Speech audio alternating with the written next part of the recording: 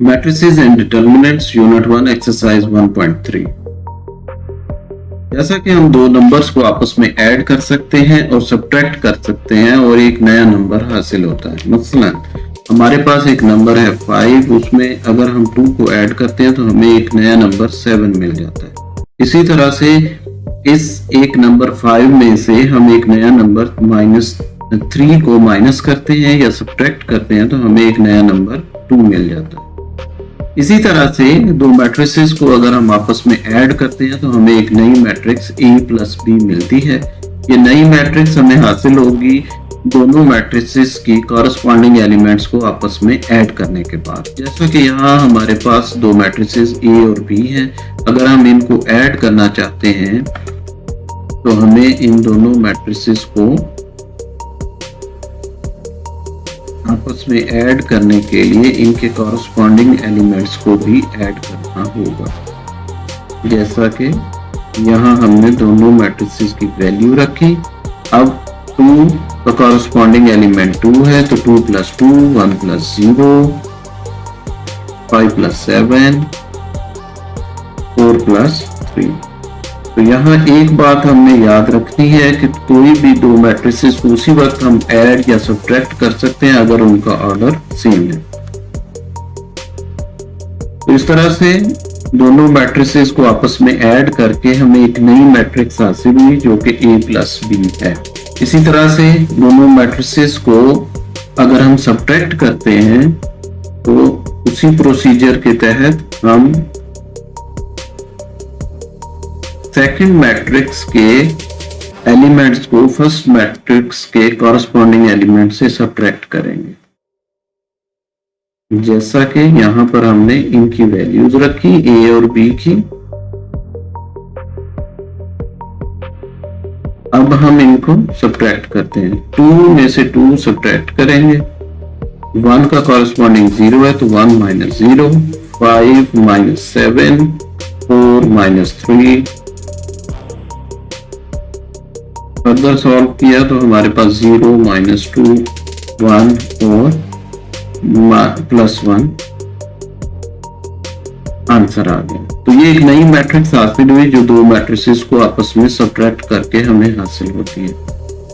इसी तरह से अगर हम A - B को इस तरह लिखें कि A + -B, यहाँ पर -B से मुराद मैट्रिक्स B की नेगेटिव मैट्रिक्स है, यानी ऐसी मैट्रिक्स जो B के तमाम एलिमेंट्स के साइन चेंज करके हमें हासिल हुई।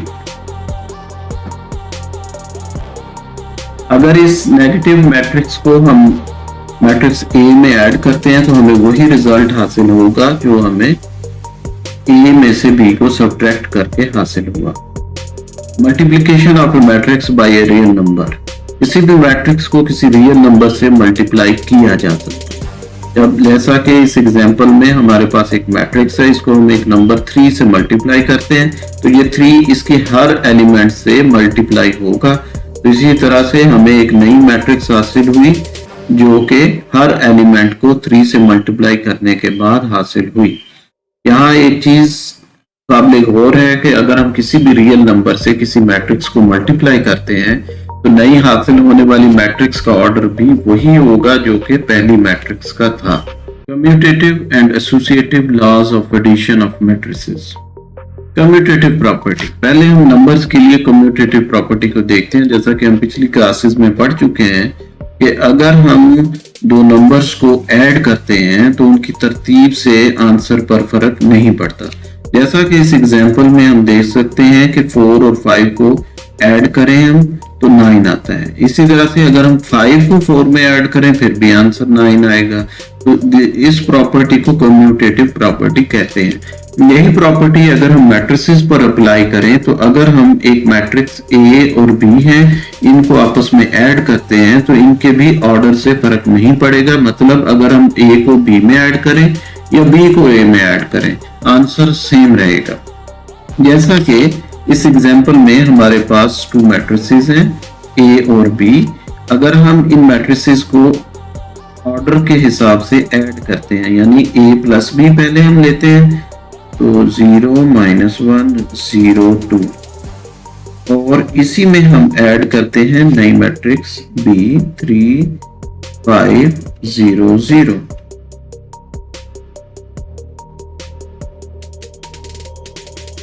यानी हमने मैट्रिक्स A को मैट्रिक्स B में ऐड किया। कॉरस्पॉन्डिंग एलिमेंट्स आपस में ऐड होंगे। 0 प्लस 3 -1 प्लस 5 0 प्लस 0 2 प्लस 0। इसको हम सॉल्व करते हैं तो 3 -1 प्लस 5 4 0 2। इसी तरह से अब हम इनका ऑर्डर चेंज करके इनको ऐड करते हैं, यानी B प्लस ए। तो B 3 5 0 0, जबकि मैट्रिक्स A है 0 -1 0 2। अब अगर हम इनको ऐड करते हैं तो कॉरस्पॉन्डिंग एलिमेंट्स आपस में ऐड होंगे। 3 प्लस 0 5 प्लस -1 0 प्लस 0 0 प्लस 2। इनको ऐड करने से 3 4 0 2। तो हम देख सकते हैं कि चाहे हम A को B में ऐड करें या B को A में ऐड करें तो रिजल्ट सेम रहता है। This property is called commutative property of matrices with addition or under addition. Associative property. सबसे पहले हम associative property numbers के हिसाब से देखते हैं कि associative means that the grouping does not make any difference. यानी अगर हम डिफरेंट ग्रुप्स बनाकर उनको ऐड करते हैं, जैसा कि इस एग्जांपल में आप देख सकते हैं कि हमारे पास 3 नंबर हैं 3 4 और 5। पहले हम 3 और 4 का ग्रुप बनाते हैं, इसको ऐड करते हैं और जो आंसर आएगा उसको 5 में ऐड करते हैं, तो हमारे पास आंसर आ जाता है 7 + 5 दैट इज 12। इसी तरह से 3 और 4 की बजाय अब हम 4 और 5 को पहले ऐड कर देते हैं। 4 + 5 9 9 + 3 आंसर अगेन हमें 12 मिल गया। तो हमने देखा कि ग्रुपिंग से फर्क नहीं पड़ता। इसको कहते हैं एसोसिएटिव प्रॉपर्टी। यही सेम प्रॉपर्टी मैट्रिसेस के लिए भी एप्लीकेबल है। यहाँ हम पहले दो मैट्रिसेस A और B को आपस में ऐड करेंगे और जो आंसर आएगा उसको अगर हम C में ऐड करते हैं या B और C को पहले ऐड कर लें, इस मैट्रिक्स को A में ऐड करके आंसर हमेशा सेम रहेगा। This is called associative property और associative law under addition for matrices A, B and C। For example हमारे पास यहाँ 3 मैट्रिसेस हैं A, B और C। अगर हम इन 3 मैट्रिसेस पर, और यहाँ ये हमारे पास एसोसिएटिव लॉ ऑफ मैट्रिसेस लिखा हुआ है और अंडर एडिशन, तो हम पहले यहाँ पर ये वाली साइड लेफ्ट हैंड साइड है और ये वाली साइड राइट हैंड साइड कहलाएगी। अब तरीका ये है कि पहले हम लेफ्ट हैंड साइड लेते हैं और इसको सॉल्व करके हम कोशिश करते हैं आंसर कैलकुलेट करने की। तो सबसे पहले हम इनकी वैल्यूज यहाँ पर मैट्रिक्स A 0 -1 0 2, जबकि मैट्रिक्स B की वैल्यू है 3 5 0 0। तो यहाँ हमने मैट्रिक्स A, B और C की वैल्यूज लगा दी। 3 0 0 4। अब पहले हम ये ब्रैकेट या पैरेंथेसिस इनको सॉल्व करते हैं। तो इनको सॉल्व करने के लिए हमें इन दोनों मैट्रिसेस को आपस में ऐड करना होगा। जब हम इनको ऐड करेंगे तो हमारे पास एक सिंगल मैट्रिक्स आंसर में आएगी। 0 + 3 कॉरस्पॉन्डिंग एलिमेंट्स को हम ऐड कर रहे हैं। -1 + 5 0 + 0 2 + 0 और ये matrix C as it is आ गई 3 0 0 4।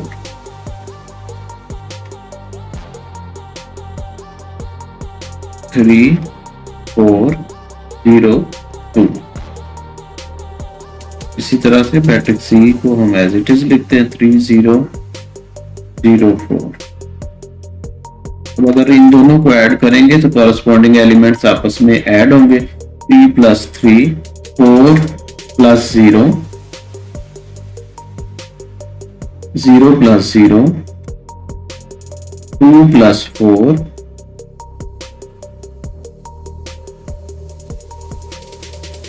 तो इस तरह से हमें 6 4 0 6 ये हमारे पास लेफ्ट हैंड साइड की वैल्यू आ गई। इसी तरह से हम राइट हैंड साइड को जब सॉल्व करेंगे, यानी पहले हम matrix A right hand side के लिए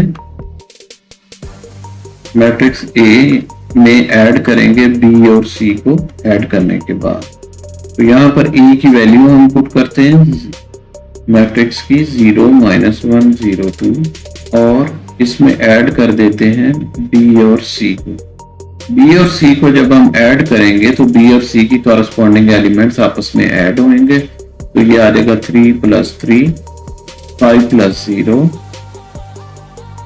इसी तरह से 0 + 0 और 0 + 4। अगर इनको सॉल्व करेंगे 0 -1 0 2। अब हमारे पास 2 मैट्रिसेस आ गए। बी + सी मैट्रिक्स का आंसर आएगा 6 0 5 4। अब इन दोनों मैट्रिसेस को आपस में हम ऐड करेंगे, कॉरस्पॉन्डिंग एलिमेंट्स ऐड होंगे। 0 + 6 -1 + 5 0 + 0 2 + 4 और इसको जब हम सॉल्व करते हैं तो हमारे पास आंसर आता है 6 4 0 6। और यहां हमने देखा कि यही आंसर हमें हासिल हुआ था लेफ्ट हैंड साइड के लिए। तो यहां से बस साबित हुआ कि left hand side is equal to right hand side. This is called associative law of additive identity of a matrix. If a matrix A and B are two matrices of the same order, such that A + B is equal to A and B + A is equal to A, then the matrix B is called additive identity of matrix A. यानी अगर हमारे पास दो matrices हैं A और B इस तरह से कि अगर हम A और B को आपस में ऐड करते हैं या B को A में ऐड करते हैं तो आंसर हमेशा A ही आता है। अगर हम नंबर्स में देखें तो जैसा कि हम 5 एक नंबर है, इसमें 0 को ऐड करें तो आंसर 5 ही आता है। इसी तरह से कोई और नंबर लें, 6 में 0 को ऐड करें, आंसर विल रिमेन 6। इसका मतलब 0 जो है ये एडिटिव आइडेंटिटी है। ये एक ऐसा नंबर है जिसको किसी भी नंबर में हम जमा करेंगे तो आंसर सेम रहेगा। ऐसे ही एक ऐसी मैट्रिक्स जिसको किसी भी मैट्रिक्स में जमा करें और उस मैट्रिक्स में कोई फर्क ना पड़े, आंसर वही आए, उसको हम एडिटिव मैट्रिक्स कहेंगे, एडिटिव आइडेंटिटी मैट्रिक्स कहेंगे।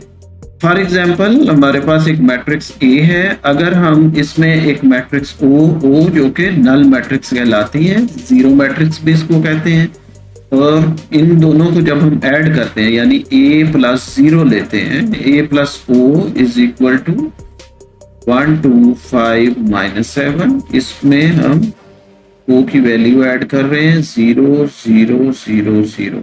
Corresponding elements would be added.